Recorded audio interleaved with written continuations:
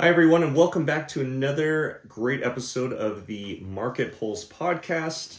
I am your host, Matthew Pohl, and I am excited to be back with you and to bring to you the latest and greatest in terms of news and updates, market predictions, in terms of the overall market in places that you can invest in your assets. Or really, my number one goal is to talk all things money so that you're aware and you're educated in making the best decisions for where your assets are going.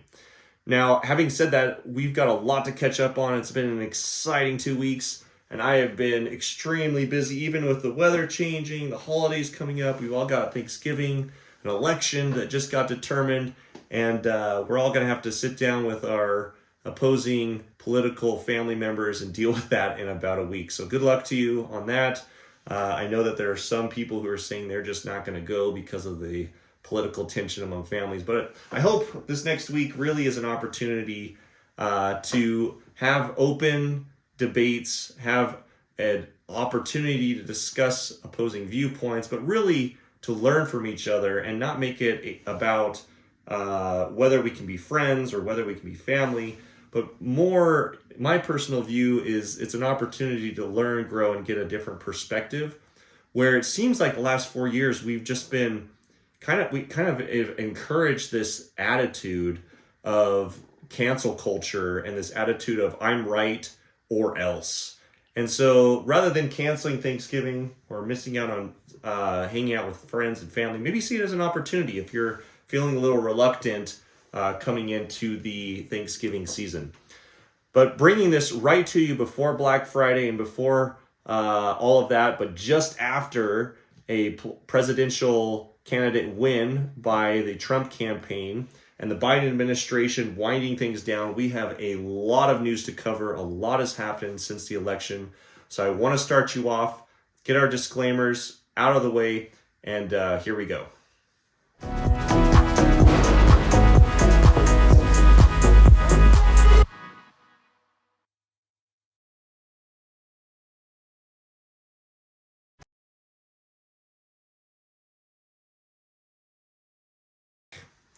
All right, so the first section I want to get into is we're going to talk about Bitcoin. And I just can't emphasize enough what has happened, what my predictions were last year. We're about to hit the price point that I predicted last year, which was 100,000 by the end of this year. We're sitting at like 97,000, which is blowing a lot of people's minds. But for those of you who've been following Bitcoin and you understand a lot of the network effect that's happening with this coin and why it's risen, it has come as no surprise to you. So we're entering our next section, which I'm calling the snooze you lose section.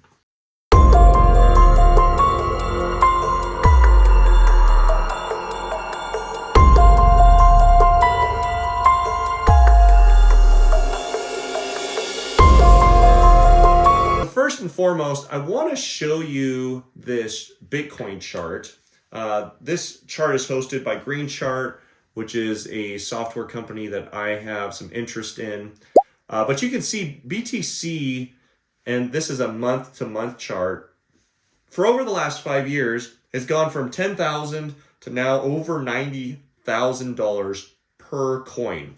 And I want to talk to you about why. Like, what is going on with Bitcoin's price, and why did it happen right after the election? So let's go ahead and dive right into that. First and foremost, I would have to say that the political development with President-elect Donald Trump's favorable stance on cryptocurrencies has definitely boosted the confidence in the crypto market. And his administration's plan to create more of a strategic Bitcoin reserve and appoint crypto-friendly officials has, I think, fueled more optimism. Now, this is only one of many reasons why this all happened, and it happened right after his win as the next president. But let me give you some other points that I think are tied to Trump and Bitcoin.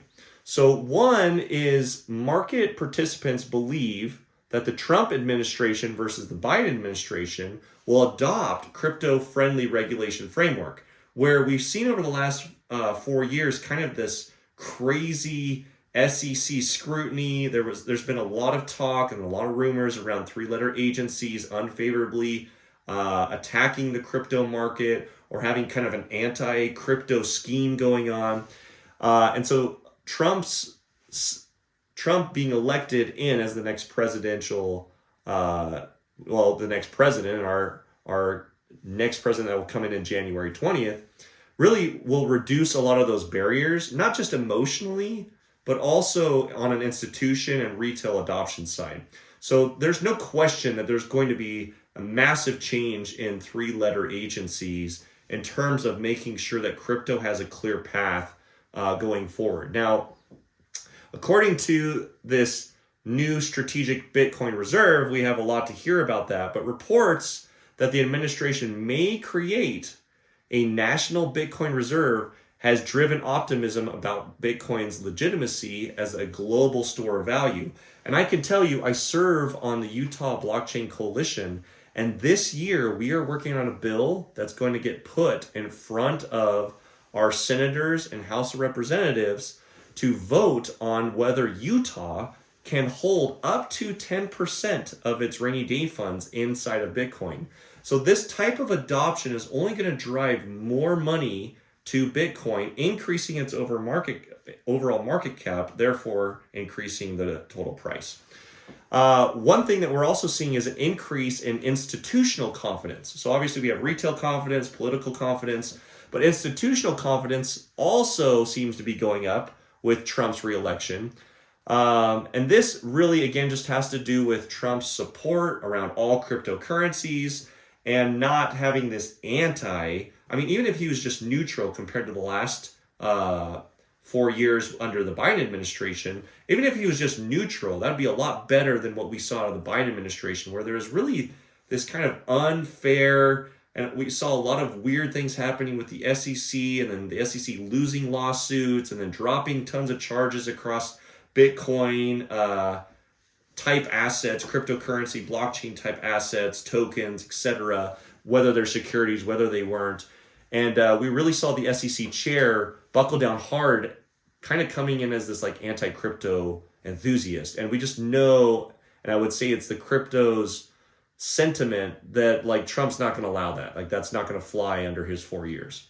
So then we also have the global market reacting to President Trump becoming the next president.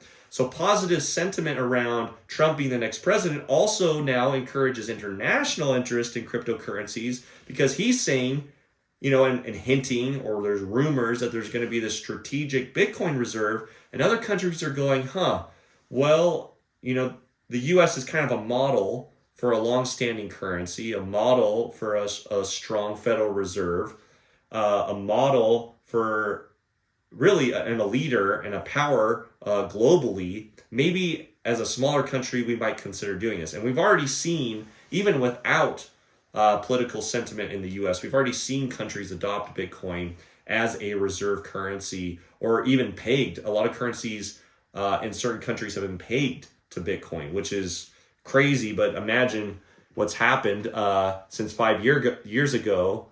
Had they done that 5 years ago to today, their currency would be insanely strong, right? Based on the growth and the adoption that Bitcoin has currently undergone. Now, there is this institutional adoption that I want to talk to you about also, that a significant institution called MicroStrategies caused the lift. And I don't know if they were waiting to see if Trump would get elected, but like if that was the tipping point or that was the domino that needed to fall before they put millions and millions of dollars into Bitcoin, actually billions. But I want to show you this chart to show you what's happened with MicroStrategies investment in Bitcoin over time. So MicroStrategies has been, it's a institution over multiple assets, and Bitcoin happens to be one of their big ones that they've targeted. And you can see since 2020 to 2024, the number of acquisitions, they've had like 6 acquisitions, and the amount of Bitcoin that they bought. And this is investment amount in millions of dollars, millions. So you add multiple zeros to this, right? And so you can see on the chart, this November, right after the election, MicroStrategy's finally said, well, for whatever reason, and I'm not in their office, I'm not in their meetings, I don't know why, but I would imagine they were waiting to see who the next president-elect was going to be. That risk was going to radically influence whether they were going to buy or not. And they put millions and millions of dollars into Bitcoin right after the election. Here's another chart that actually shows their total holdings. So this is the amount of Bitcoin that MicroStrategy now holds. And you can see that they've gone from just under 50,000 coins, probably around 20,000 coins, to well over 300,000 Bitcoins today. So what does this mean? They've got billions of dollars. And when I said millions, they actually put billions of dollars in, hundreds, thousands of millions actually. So billions of dollars into Bitcoin this last purchase. And their value is just going up and up and up. And they actually, if you look it up sometime, they actually have a really unique strategy around buying Bitcoin that caught my interest that I don't have time to go over now, but you might look into that. It's a really unique way to buy Bitcoin, and they're increasing the value of their company by their holdings that they're accumulating over time, which is brilliant. And they're not the first to do this. We're seeing lots of companies, such as Tesla, that are actually holding Bitcoin as a reserve because of the fear around inflation and dollar-denominated currencies, meaning holding the dollar as a reserve versus holding some other asset that inflation would not impact in a negative way, and maybe even getting some potential upside as the currencies exchange value. All right, the third reason that Bitcoin took this huge hike is increased institutional confidence. So Trump's reelection has been as supportive of risk on assets, including, so any type of risk on assets, including cryptocurrencies, due to potential economic policies favoring innovation and deregulation. Trump, during his last election, deregulated and tore out a lot of bills. He's definitely a bigger tear out than build. He did in his last election say for every bill we ran, we're going to tear down 3, I think is what he said, or 4 is what I think he said. Did they actually do that? No politician ever does that. There were way more bills created than torn down. However, he is in favor of deregulation, and cryptocurrency, as you guys know, is not regulated, right? And is a decentralized asset outside of, obviously, the ones that have been adopted and regulated at this point, such as Bitcoin. But under this increasing institutional confidence, here are some just basic bullet points of why. What creates an increase in institutional confidence around Bitcoin? And one is Bitcoin's store of value proposition. And many people are seeing Bitcoin as a form of digital gold, offering a hedge against inflation. And if you're behind the 8 ball on this, if you don't own any Bitcoin, I think it'd be interesting for you to know that 1 out of 4 Americans in the US have some holding in Bitcoin. Now that number looks radically different across the world, but in the US over the last year, 1 out of 4 Americans have held, did own, had some piece of a Bitcoin over the last year. 1 out of 4. But that's not all adoption, right? That's not 1 out of 2. That's not 4 out of 4. It's not 90%. And the world is way behind that. And there are countries where it's completely illegal even at this point. I think that might change in the future. But the more adoption that happens, the more demand that happens on top of Bitcoin. And then it obviously increases the value because there's limited supply. Regulatory clarity has started coming in as we see legal frameworks and regulation on Bitcoin, ETF approvals that have been rolling in one after the other. SEC finally lost that case, had to open it up, tried to stalemate the EFTs for a year. Again, this is all the things that happened under the Biden administration that probably wouldn't have happened under Trump. And you can see that there's an appetite for Trump. There's an appetite for this, stay out of the way of it. Let it do its thing. Let's not use 3-letter agencies to try to cripple an asset that is, and as we're seeing, is being widely adopted.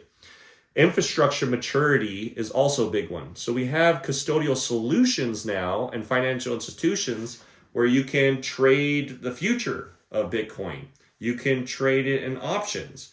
You can trade it without having a wallet. You can have a Robinhood account, or I've heard even like your credit card companies have places you can buy it. On Venmo, you can buy it. It just exists everywhere. And so we're seeing lots of adoption and very easy ways to entry where the average American can buy a piece of the Bitcoin movement or a part of a Bitcoin. Corporation adoptions, we're seeing companies like I mentioned, Tesla, MicroStrategy, that have bought in heavily to protect assets, hedge against inflation. It's also part of their portfolio. Like they're seeing the potential and growth and the upside that it could bring to a company or an institution. And then obviously economic policies that we were talking about where inflation concerns still exist. We were about to print another $4 trillion under the Biden administration. Thank God that got shut down. But like, it's just politically, we're kind of politically crutched, right? If you look at our country, you look at our politics, you look at the history of how we spend and how we keep spending more, how government keeps growing more, there's a trend that I don't think we can get out of. And so the idea that inflation is gone, it's never gone. In fact, we've never not had inflation. It's funny how we talk about like, oh, well, back when we didn't have it, well, we've always had inflation. We've just had it at like, you know, this minimal level that if we say, well, it's at 2 or 3%, then we ignore it. The public doesn't know about it and everything's good. But as soon as inflation hits 10%, 16% or more, we start seeing it to the point where like in a month, my egg prices go way up. The public starts to get concerned and a little hyper aware. But we always have and always will have inflation. And with Bitcoin, you just can't have that. In fact, we're almost done mining Bitcoin. There isn't much left. And so this limited supply seems really enticing as a currency because the problem with inflation is that government or politics or a Federal Reserve, some completely independent institution, has the right to print more of something that, frankly, I earned and I'm getting taxed on for doing nothing. And the greatest hidden tax, I want you guys to remember this if you haven't heard this, but the greatest hidden tax is actually inflation. You're already getting taxed everywhere, right? You're getting taxed on your income. You're getting taxed on capital gains. You're getting taxed when you buy something at the pump. There's additional taxes for fuel. There's additional taxes for certain services. Like we're just getting taxed in. We're getting taxed out.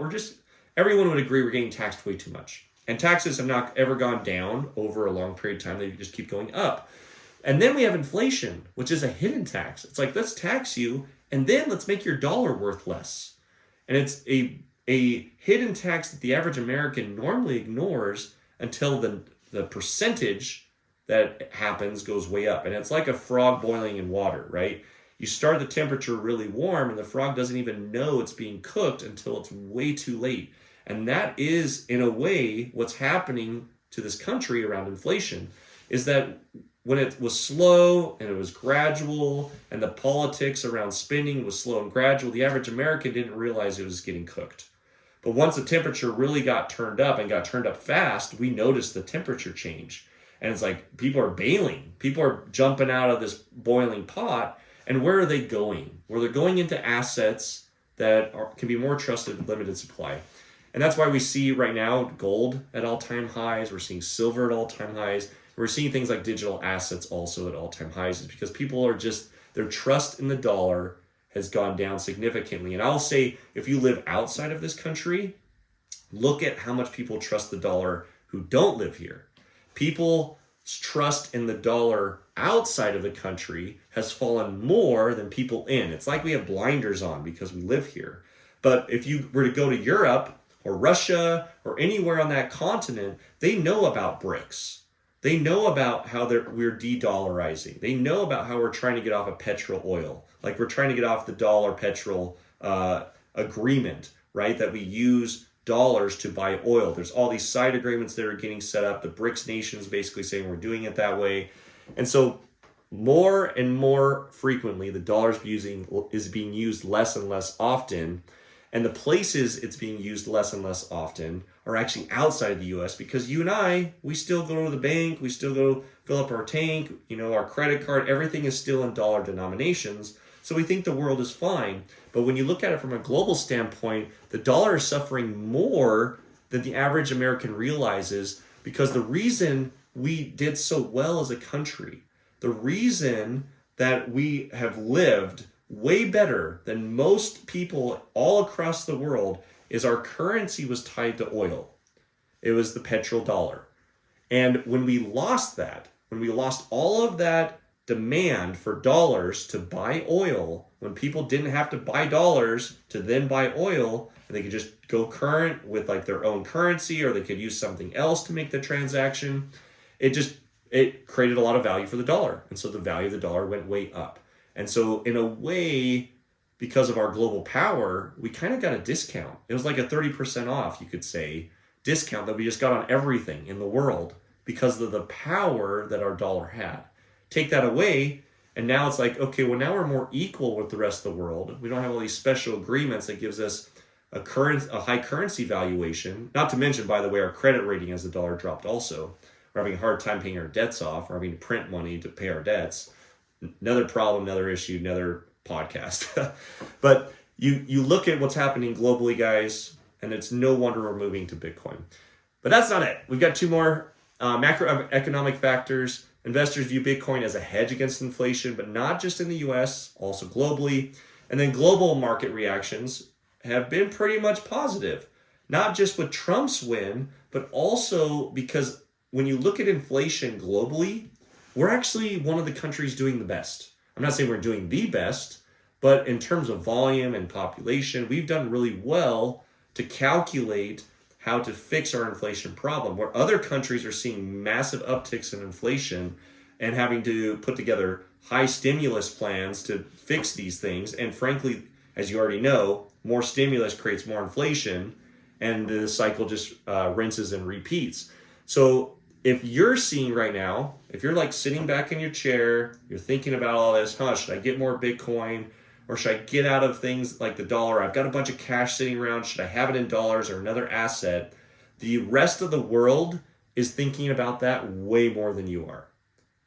Why? Because the impact that you're feeling, they're feeling even more in their seat, in their country, where inflation is even higher. And so Bitcoin isn't just driven by US citizens. It's driven by the world. The price isn't just driven by US citizens, it's driven by the world. It's all based on demand. And so long story short, demand will likely continue to increase as we see adoption go up. This 1 out of 4 US citizens having access and having owned a piece of Bitcoin this year. Imagine that was the rest of the world. And imagine the access to that asset was so easy to get. The rest of the world's adoption was 1 out of 4. Now I'm thinking, and my thought is like, wow, wouldn't it make sense that we'd probably go to 1 out of 2 in the next year, or 1 out of 2 in the next 5 years, or maybe even 10 years? And then what's the rest of the world going to do? Maybe they'll move up to 1 to 4. All of that's going to put demand on this coin. All of this is going to put pressure on it. You add demand, any type of pressure, market cap goes up, guess what happens to the price? To give you an idea at how much people are saying this will go up, Kathy Woods, who runs a huge hedge fund, is a big tech investor, she's predicting a $3.8 million coin in less than 10 years. In less than 10 years. 3.8, that's a 7-figure Bitcoin. Right now we're 6-figure. She's saying we're not just going to be at 100,000 or 200,000 or 300,000 or even 500,000. She's saying 3.8 million per coin. And her calculations, I went through her logic, and you can look this up and get some insight on her head. But her logic is just adoption and like the potentiality around adoption into Bitcoin. And so I'm not that aggressive. I actually sometimes think Kathy and her like opinions on where things are going are often insider, like she's holding a bunch and she's trying to drive the pressure up and get mass adoption earlier than it should happen. It's like the old saying, you buy the rumors, sell the news. Well, it almost feels like news what she's doing. She's trying to hype things up. for her own gains, her own agendas. But I still am pretty bullish, and I'm not seeing any bearish signs. There obviously are going to be ups and downs, guys. Trade at your own risk. This is not trade advice. Do your own homework. You guys know that. But I am just not seeing any bearish signs around Bitcoin. All right, so let's turn it down a little bit. We're going to move into another section. I call this the We Effed Up section. And we're going to talk a little bit about this just random out of nowhere long range missile attack on Russia, and like what the hell is going on there? Like this is crazy that this is happening, and it's happening now. We've I need a dollar, that's what I need. Hey, hey. All right, so clearly we effed up around this, guys. And when I say we, it's a country, and it's a country ran by the Biden administration. I'm still trying to get my head wrapped around why in the world, with 2 months, less than 2 months left, no, about 2 months left of being the president, would you authorize Ukraine to attack Russia with long-range missiles? So let me just catch you up if you haven't heard this story. So Ukraine has these, they're called ATACMS missiles. It's an acronym for Army Tactical Missile Systems. They're these long-range missiles, and there's like the war that's going on. There's certain tanks and missiles and bullets and people firing. But when you have an escalation in a war, it means that we move from a certain type of war to a larger kind of warfare.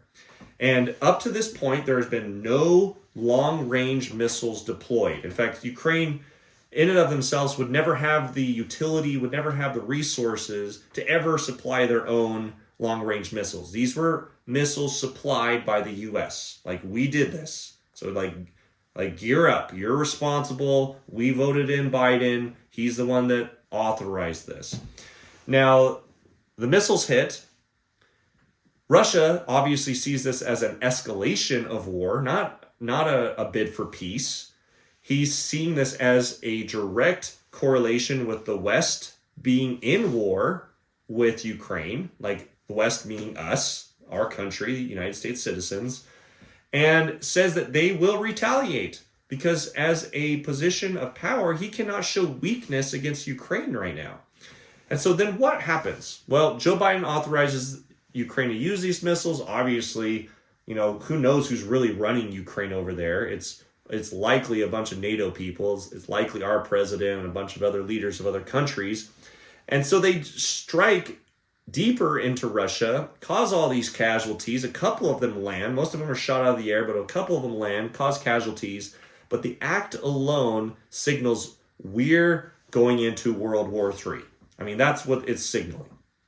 And so what does Russia do? Well, it happened in the last 24 hours. Russia responds with these intercontinental ballistic missiles. And this, guys, is a big deal. This is, from a market standpoint, a big deal. Like, you've got to get your head wrapped around this, because if this escalates, it will lead to World War III. So if we don't get Trump in soon enough, and he doesn't call for peace around this soon enough, we're going to have not just World War III, but we're going to have nukes dropped. And this is what Russia did. They're signaling, one, remember we have nukes, and we, second to the U.S., have the largest stockpile of nuclear capabilities in the world. We have the most nuclear warheads compared to the U.S. in the world. Like, we're not just some small country to mess with. And we just provoked them. The West just said, hey, take some of our missiles and shoot them over there, and who knows what will happen. Like, I'm still trying to get my head wrapped around, like, why the hell the Biden administration said yes to this. Like, why couldn't they just stay off the lines, do nothing until the next, president came in? And it's Trump's problem. But no, it's like, let's bomb them and maybe have World War III. Here's what's unique about these ICBMs, these intercontinental ballistic missiles.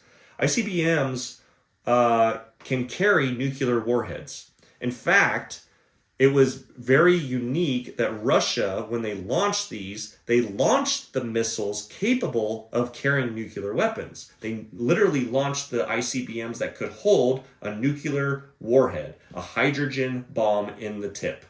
And it obviously didn't have those in them, but it was a signal, and they landed, by the way. Go watch the videos. Like, this stuff landed and hit a bunch of buildings. Like, they had no problem getting these missiles to touch the ground. And it was a flex by Russia saying, this better knock it off. You guys better knock it off, or the next thing we're going to put in this isn't going to be some nice flary bomb that causes minimal damage. The next time we do this, it's going to be a serious bomb. And then how are we going to respond to that? How is the UK going to respond to this? I mean, they're like neighbors to this war going on. How's China going to respond to this? What allies are going to start teaming up? And we very likely could be in World War III if this doesn't de-escalate quick. Now, there's a lot of press on this. I hope you do your own research, but I want to spend a second and just ask, and maybe you could come up with your own conclusions on this, but like, why the hell would Joe Biden do this now? Right before Thanksgiving, when everyone's going to be talking about it, right before he's about to step out of office and Trump is about to step in. And I have chewed on this a lot. In fact, it's occupied a lot of my time. Like, it just, for the country, makes no sense. From a military defense standpoint, it makes no sense to increase escalations. From an expenditure expense, it makes no sense. From like a reflection on the Democratic Party, I would say it makes no sense either. Like, this really looks bad for the Democrats, especially kind of being a facade or a front of peace when really we push war. And I just can't come to any other conclusion than one that sounds a little tinfoil hat. And here it is. It's the closest thing that I can get to, but I think what is happening is there now, and I'll admit to this, there was a military industrial complex, and it was largely ran by the Republicans, especially during the Bush administration. Like, they owned it. They owned war. They owned the money that was going out, all the handshake agreements, all the little spiffs that were likely taken back and forth, to the point that people were paying $10 for a roll of toilet paper. Like, that's how bad it was, and I'm just making that number up, but that's really how bad and how much money and profiteering was happening off of war during the Bush administration. Fast forward, here we are in the Biden administration. We've sent hundreds of billions of dollars, hundreds of billions, to Ukraine. It is the profiteering is all the people supplying the materials for the war. And the only conclusion I can come to is that the new military industrial complex is ran by none other than the Democratic Party now.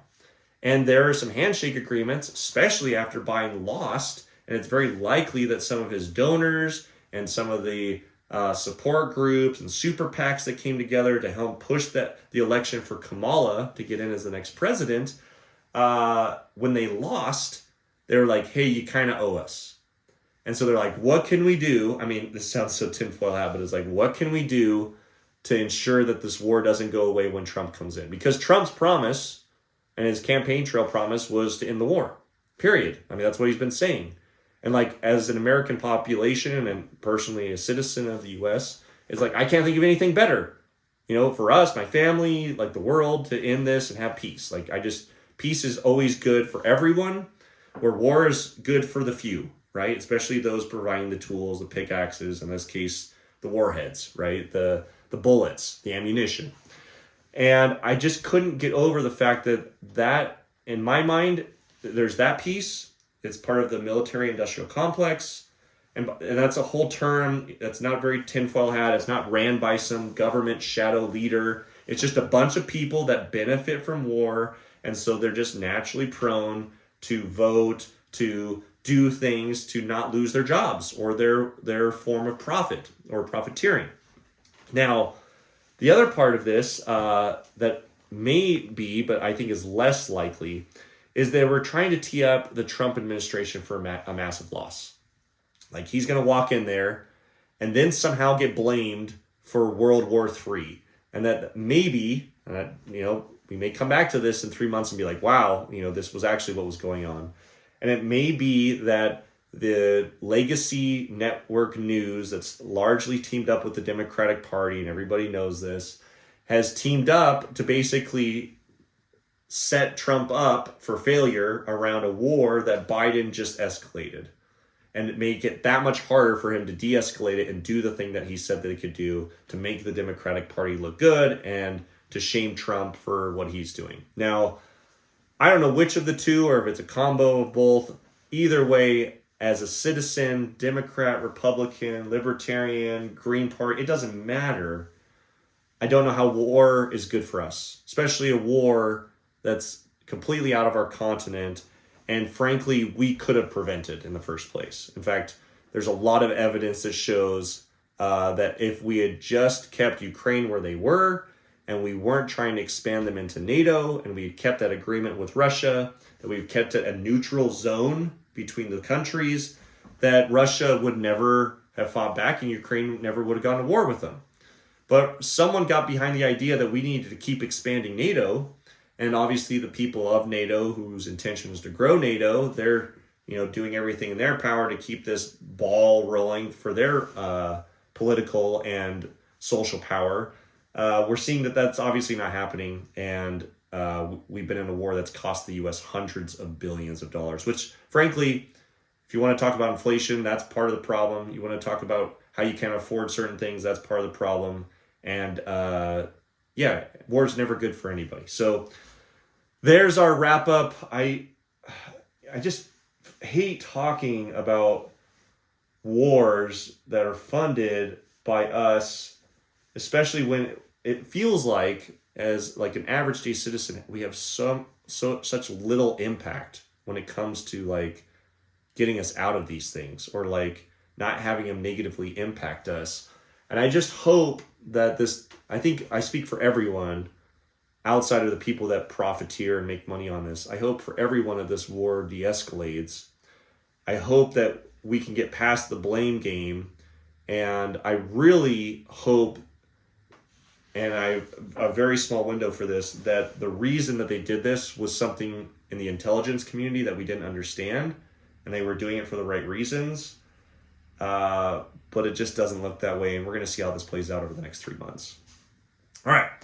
So on a lighter note, I want to jump in and talk to you about AI, and we're going to talk a little bit about how the tech giants are investing in AI, and we're going to move into a segment that I call What the Nerds Are Up To. Rock, Paper, Scissors, Lizard, Spock was created by internet pioneer Sam Cass as an improvement on the classic game Rock, Paper, Scissors. All hail Sam Cass. Hail. How does it work? Oh, it's very simple. All right, so I want to talk to you a little bit about how the tech giants are investing currently in AI. And I'm going to have a hyper focus around this will be likely a predictive model or projection on like what the outcome likely will be in terms of like AI investment. Should I be investing in AI right now? And like what's the current appetite? Now, from one opinion, if you were to look at the mega four, right, Meta, Alphabet, Microsoft, and Amazon, you can see since 2020 to current, and these are broken up into quarters, their overall capital spending in AI. Now, capital means that they may be training models, spending billions of dollars, training new AI models, investing in research around AI. It doesn't actually mean that they're putting money into things that may even have legs. This is just how they're spending. It may be just spending on computing, right? This might be the NVIDIA play where they're just buying processors to do this AI work for them. Regardless, in the last quarter, we've had a huge spike in overall spending in Meta, Alphabet, Microsoft, and Amazon as a whole. In fact, all four categories grew in the last quarter, amounting to $52.9 billion combined. Now, if you were to look at this, you would say, wow, the AI market, I should get in on some AI stuff. Obviously, there's something going on here.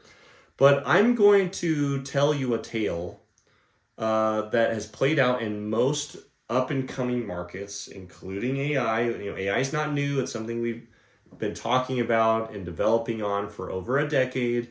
This is not the first hype cycle in AI either. I'd remind you of that. but there's just more public attention to it.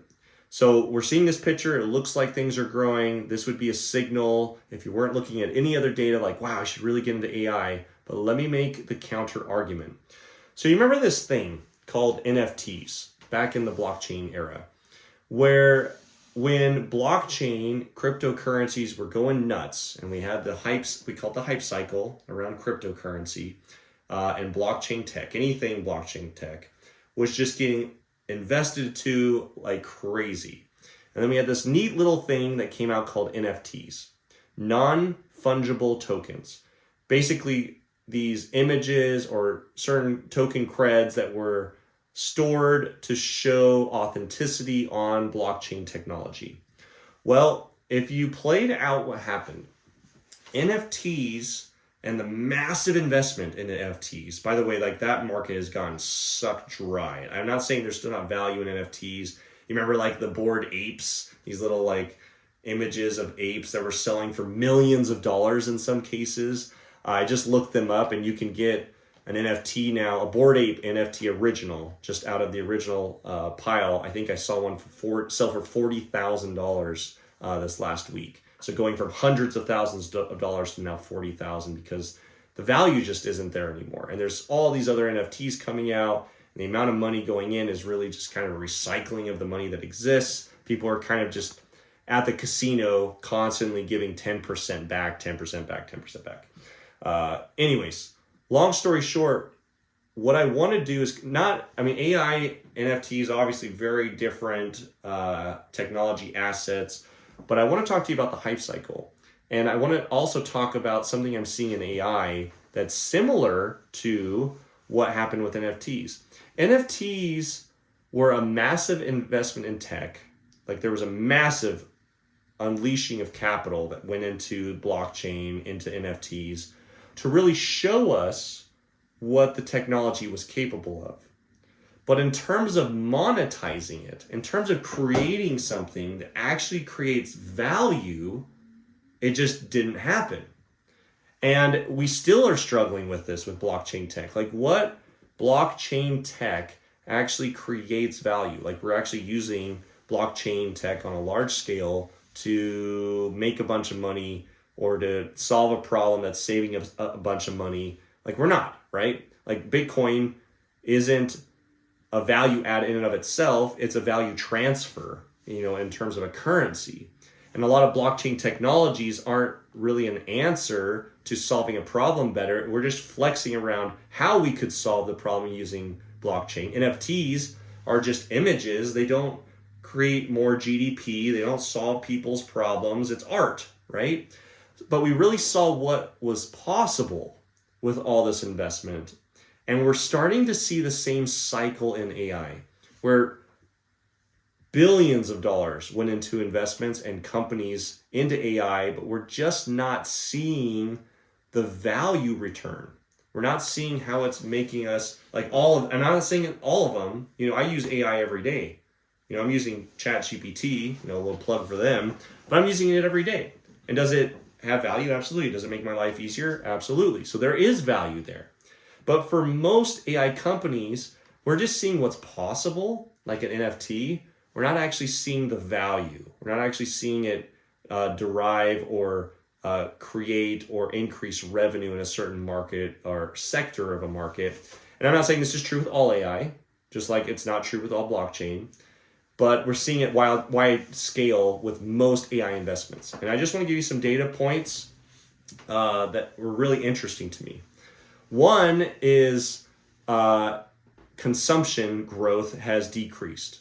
Like I think the public is waking up to this. The market as a whole is waking up to this. The amount of investment capital that's available has kind of like leveled off. And so investments in new AI expenditures are dropping, which has caused NVIDIA, which is the company that's providing all the processing power for AI, fourth quarter forecasts that growth revenue will drop to 69% compared to 94% that it had in its third quarter. So that doesn't mean we're going negative, but we're definitely seeing a decrease in growth. So is there growth? There is growth happening. More processing power is still on the horizon. Is there a decrease? Yeah. And will that level off at some point? I would imagine so, especially as we start to see these non-essential AI use cases drop off and we don't have the demand being pulled towards AI companies or AI innovations that frankly aren't going anywhere but are driving market costs up for NVIDIA and this processing that we're doing there. Now, from an investor caution, despite like the initial enthusiasm around AI, investors, no question, are becoming more cautious about AI investments. And just this year, funding generated from AI startups reached 25 billion. And that's 9 times more than 2022. So if you look at the growth that's happened since 2022 to current, we've generated almost a 10x over the amount of investments we were getting in 2022. However, we're seeing a slowdown in that, and experts are suggesting that this rapid growth is definitely not sustainable, just like we saw with any new tech, the dot-com era, blockchain, these hype cycles happen, which really is leading to investor weariness, where people are just being more skeptical, more cautious on how they're placing their bets. Now, another consideration is market saturation, which means that we've kind of created an AI of something in almost every market sector at this point. There's been money allocated. We're going to see if it pans out and actually gives us a return. And the AI sector is experiencing kind of a crowded market. And we've got all these startups that have kind of penetrated every side. And so for new people to come in with maybe even ideas that could make money, it's way more complicated. It's way more difficult for them to raise capital because the market already has all these AI investments that have happened in all these different sectors. So if you are a startup who is in AI and you have a legit product, compared to 2022-23, raising that money is going to be a lot more difficult going into 2025. And then there's always market factors, economic factors that are completely outside of the technology realm. They're tied to politics. They're tied to the economy. And the things that I watch the most that impact investments in general is interest rates. And so the tightening capital markets in the US, I would say globally, has shifted investors' funds into more secure assets that can provide immediate returns because rates have gone up. And so we're seeing a lot of asset allocation, a lot of money flowing into assets that have fixed returns, treasuries, bonds, etc., where I can get 5% return on my money. It's guaranteed, it's locked in, versus something speculative. And also when selling or trying to raise money, debt is a lot more expensive to combine with these startups because now interest rates are higher. Corporate debt to go raise money to hire employees, buy products, etc., is now at a higher rate, which really gives you less buying power. It gives you less purchasing power, less flexibility, and the dollar just goes less. It just doesn't go as far. So the combination of all these different parts, including interest rates, has definitely toned down the market. And it's a reflection of the economy. Inflation with rates, some political influence. There's definitely some scaling, sizing down when it comes to AI. So what would I say? If you're thinking about investing in something AI, make sure that you're doing your due diligence. Don't buy merely on hype. A lot of the hype things that we bought into, the tide is starting to go down. We're seeing a lot of these companies with their, basically and frankly, with their pants down. In fact, I got into an AI company that like the owner's running right now, and like we can't find his address. He's got multiple lawsuits against him. Like this is real. Like over $100,000 I invested in this company is just poof, gone. This is the reality in AI right now. And I knew my bets. I knew going into this it was a speculative trade. And I've got some winners, obviously to counter that. But that was the risk going into something that was highly hyped, highly speculative, and new. And you have to expect the same things we saw on the .com. You have to expect the same things we saw with blockchain. There's going to be a lot of bad investments in something that's overly hyped. And so make sure you're doing your due diligence when it comes to AI investments. But as like someone who's looking from the outside in around publicly traded AI companies, same cautions exist. I'm still seeing growth potential, but you have to remember where the money is in investments, and it's buy the rumors, sell the news. And if this is the news, if I'm bringing you the news that this is where we're at, we're already too late. Like, people and traders have already made their adjustments in the market. The market has already factored in a lot of this. And so even though Nvidia, is projected to grow, but grow at a slower rate, the market has already priced all of that in months ago. All right, let's transition once more to one of my favorite sections called You Can't Take That to the Bank, where I talk about some data and some information that, maybe you won't be able to make an investment off of it, but it definitely has to do with the markets. And it's just, I don't know how we can ignore this stuff. Polymarket's CEO gets raided by the FBI. So let's hear about that. Let's go ahead and tee this up, and then we'll jump right in.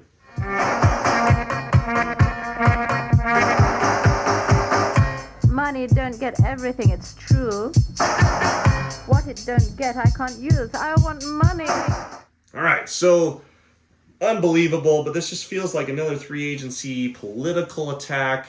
It's like, where does this stop, guys? Like, where do these 3-letter agencies finally stop making these political attacks? It was very clear, based on what I've read and what happened, that the FBI was completely out of their jurisdiction. I mean, obviously, we'll hear more about this, but CEO of Polymarket, Shane Copeland, was just raided by the FBI this last week by what looks by some as something, and I would agree, politically motivated. So November 13th, FBI does this raid in Manhattan, in a Manhattan apartment from the CEO of Polymarket. And this is, if you don't know what Polymarket is a cryptocurrency-based prediction market platform. And you probably have heard the name before, and you're wondering, like, how have I heard this name? Because of the election.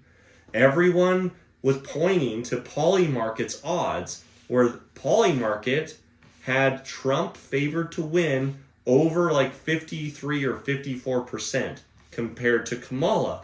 And the polls were showing Kamala at like 60% in some areas, in some polls, favored to win. And so Polymarket got it right. And something smells like the administration is pissed and thinks that somehow this was a reflection or maybe a way that we couldn't silence the truth.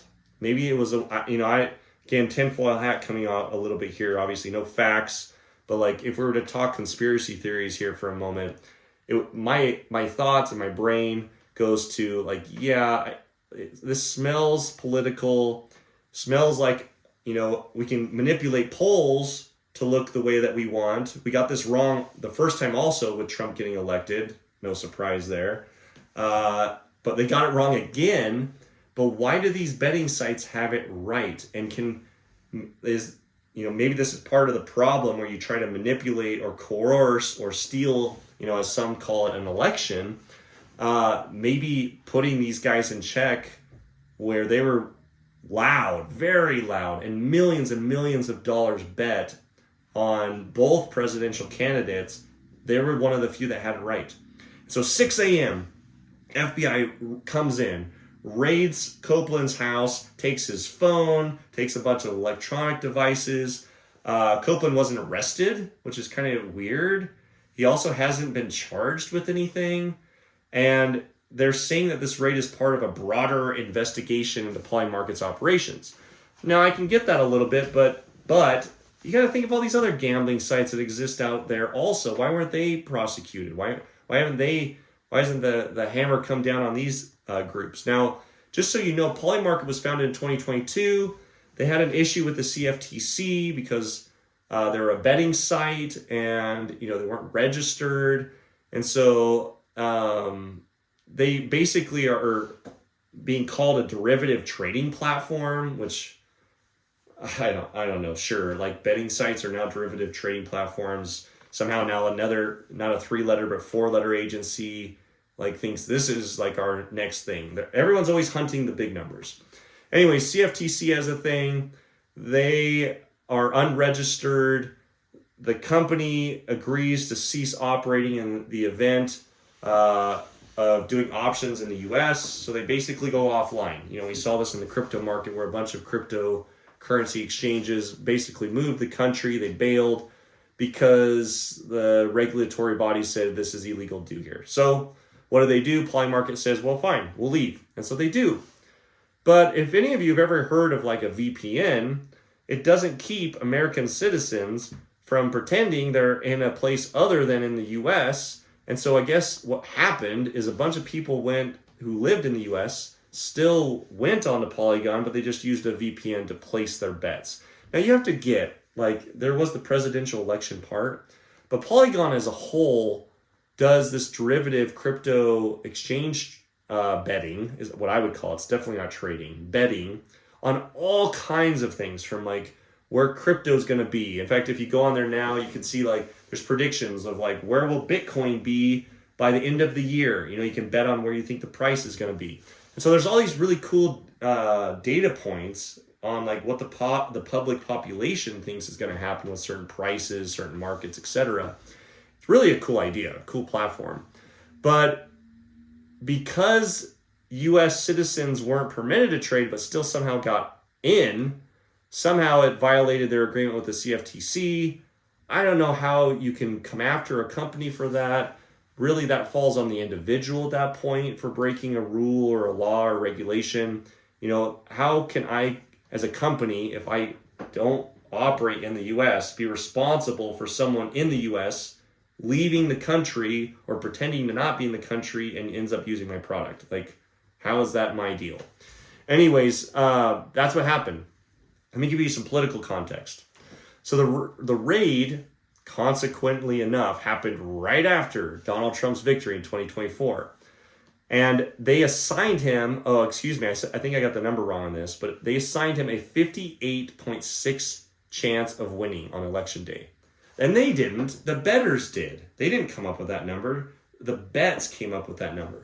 And so this has led to the speculation that the raid was definitely politically motivated, and that the Polymarket spokesperson described this action as obvious political retribution by the outgoing administration against Polymarket for providing a market that actually correctly called the 2024 elections, rather than these bullshit polling data that have been wrong the last 3 elections. And so regulatory scrutiny came in. Obviously, the CFTC came in. This is a French company now, so it's clearly not in U.S. jurisdiction. And here's the current status. As of now, Copeland has not been charged with any crime. The investigation is ongoing, focusing on Polymarket's adherence to U.S. regulations and its operations concerning U.S.-based users. My guess is they're looking for something else, like political influence or meddling with political elections. They're looking, because polls pull polls, right?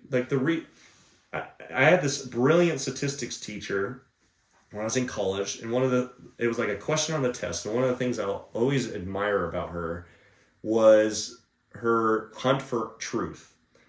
And one of the questions, I won't get it exact, but one of the questions on the quiz was, what do statistics actually tell us? And there's multiple choice questions. And the right answer was always something like this. They tell us whatever the creator who asked for the statistic wanted. Basically, you can manipulate a statistic to give you the answer you want based on how you ask the question, based on who you poll, how you go out and poll it, and you could still statistically prove it. But just consider this for a moment. When you poll something statistically and then publish it, you typically don't publish the things that didn't go your way, especially when you pay for it. If a company's trying to prove that smoking's bad for you, they do a survey and they find out it's not, that poll does not get published. And so the idea is that these pollsters are actually more left than center. And so a lot of the questions, the type of people they're drawing in, the bias, even in the polls, is left-leaning.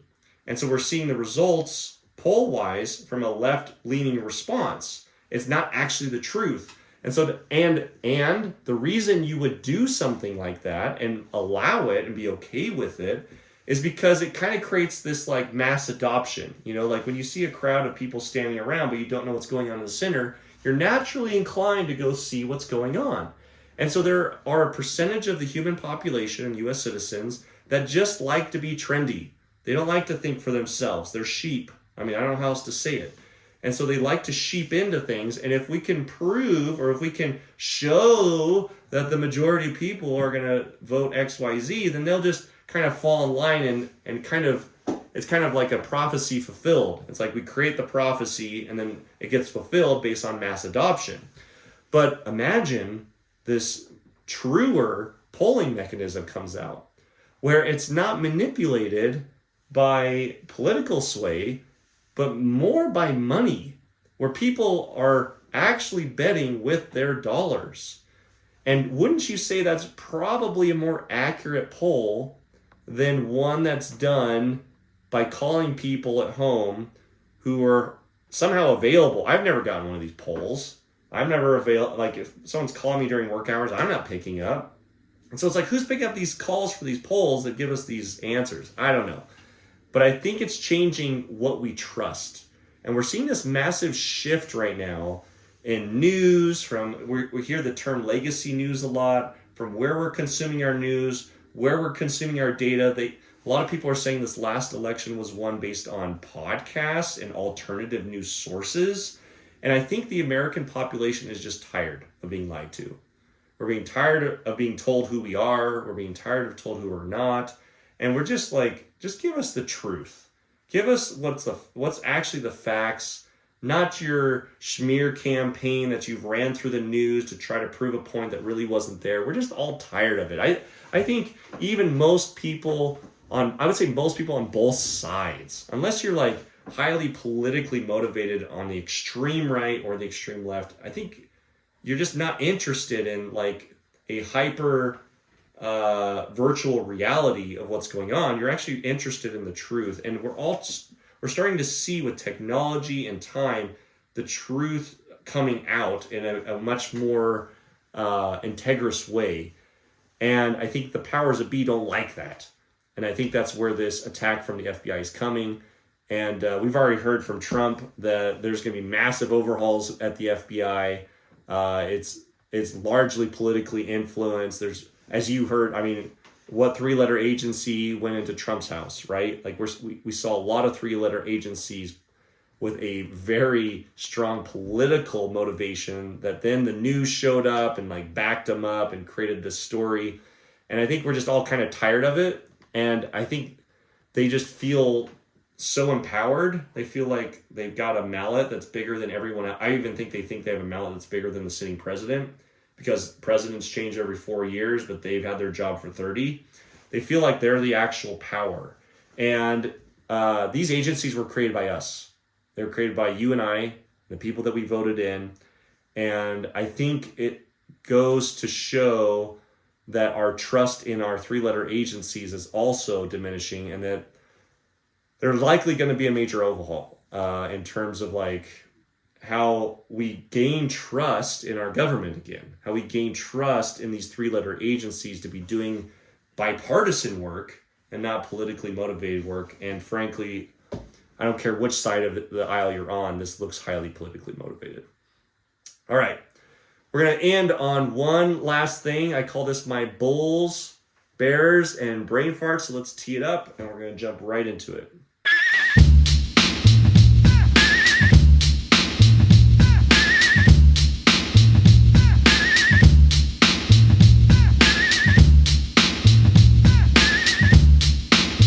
So I want to share a quote that I came across in an old training that I did, and I brought it back up for another training I did earlier this week in regards to my business coaching that I do on the side.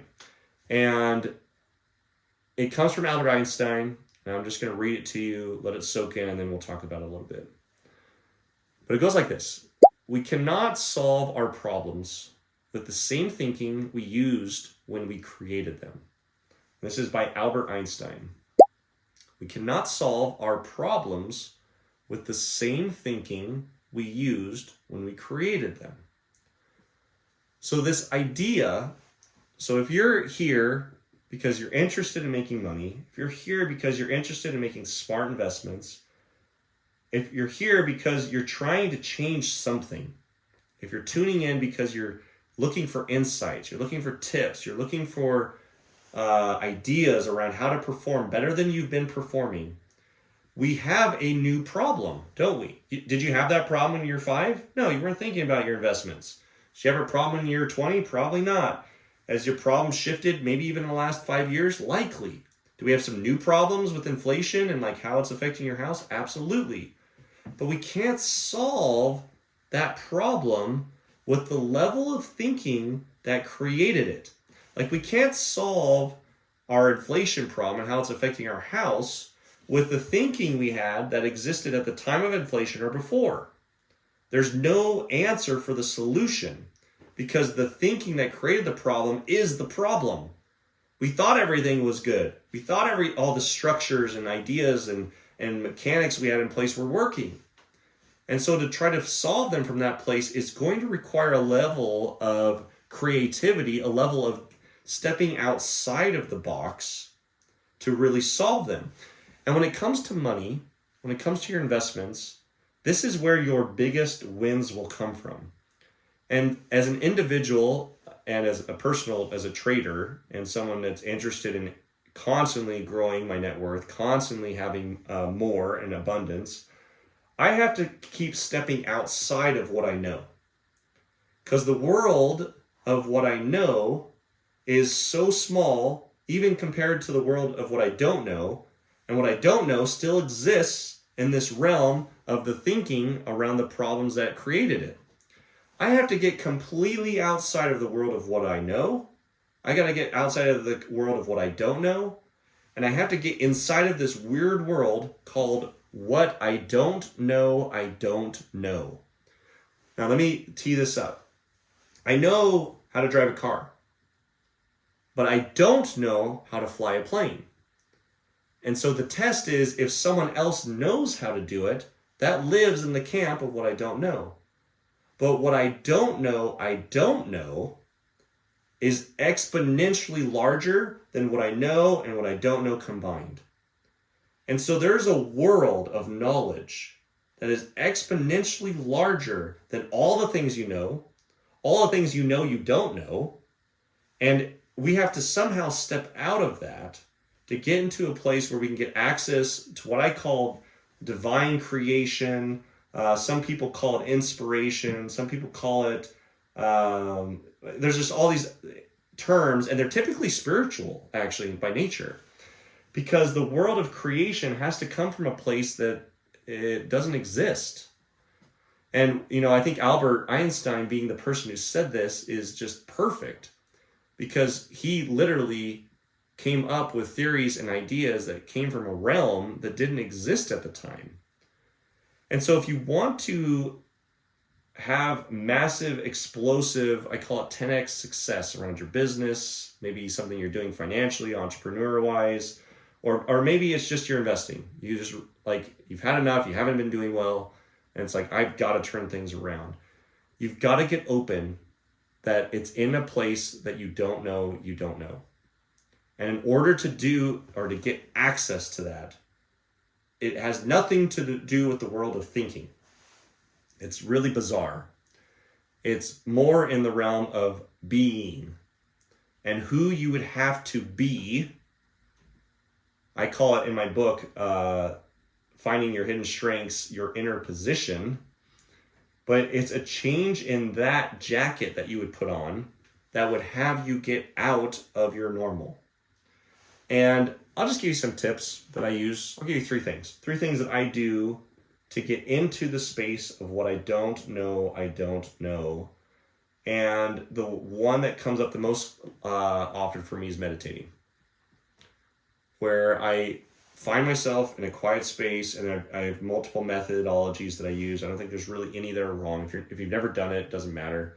But I find that even small, short meditations will pull me into a space of nothing, where I have a complete clearing to see and build fresh, free of the past, free of old ideas. That's one. The other is doing sensory deprivation. And I'll dive into this just a little bit. But sensory deprivation would be something like, well, it's really easy now. It's like turn off your social media. Like get off for a while. Some of you might be wondering where I've been for the last 6 months. And I will tell you it was a very intentional 6 months of sensory deprivation. Meaning that I did it to step away from my normal habits, my normal activities in the day, my normal motions that I go through, so I could get and upgrade myself into a realm that would allow for more of the thing that I actually wanted. So there's two. The third is to get inside of what's called a mastermind. And Napoleon Hill from Think and Grow Rich talks about the power of masterminds. Some people call it networking, but it's not networking. It goes beyond networking. Masterminds are where a collective group, not just one, but two or more, come together. And there's something that happens when you put a problem in front of the minds of multiples, and you all take a step back and you just start vomiting on it in a way. That after enough time of seeing and trying and looking at all the things that you've tried and done before, that clearly are old structures that didn't work, something new finally emerges once that vomiting has all come out. And I do this in all my strategic meetings that I do when I coach businesses. And inside my own businesses, when I do strategic meetings, we do said purge to create a clearing. Because there's just a simple principle behind this. You can't know where you're going unless you're clear on where you are. Like think of Google Maps, right? Simple calculation. You can't get a Google Map direction without first determining where you are. Where is your current location at? Where's your location setting set to? Is it, where you're at, or is it blank? Once you're clear on where you are, which requires kind of a vomiting of everything that's happened, the past. It requires you to acknowledge the reality of today. It also requires you to acknowledge if we continue doing what we've done, where will we be? And once all of that's vomited out, you can kind of sit back and go, well, now what's possible? Now that I'm clear on where we are, I'm clear on where we'll be if we continue on this path. From here, I can set a destination and then start to take a new path. And so all of that combined collectively really points to the need of having a mastermind. Obviously, getting a coach around whatever you do would help with that also. But these are kind of my three things on like how do you solve a problem that's not using the same thinking we used when we created them. So thank you, Albert, for teeing us up for that. What a brilliant man. And I would say that wisdom has served me both financially, but also in other areas of my life. And just want to leave you guys with that gem. Well, that wraps it up, guys. Our session here has been fun. Got to cover a lot of fun topics. Glad to be back, attacking this with a new perspective, with some new levels of thinking and some new intentions around why I'm doing this. But I hope you got value out of this. If you did, please make sure to give me those nudges back, like and subscribe on my socials. If you find that this is helpful or there's aspects of it that are helpful, I have my favorite podcasts also. Feel free to share it with others. And more importantly, if you have content or things that you feel like I did not cover or I could be doing a better job, give me that feedback, because this isn't I really don't see this as Market Pulse podcast format. It's Market Pulse podcast with Matt. And what I mean by that is this is your podcast. I'm doing this for you. I'm doing this for the listener that gets value out of this and frankly wants to drive additional value. And so if I know what those needs are, I will do my best to meet those needs every week as we start to bring this back. Actually, I'll probably do it bi-weekly to start. But yeah, I want to drive massive value. I want to make sure that I'm delivering to your bottom line. And yeah, until next time, we will see you in 2 weeks. Same time, same place. Thanks for being on here. The next most popular world podcast on finance, Market Pulse Podcast. I'm your host, Matthew Pohl, and you guys have a great day. Thank you. Do you have that hard drive?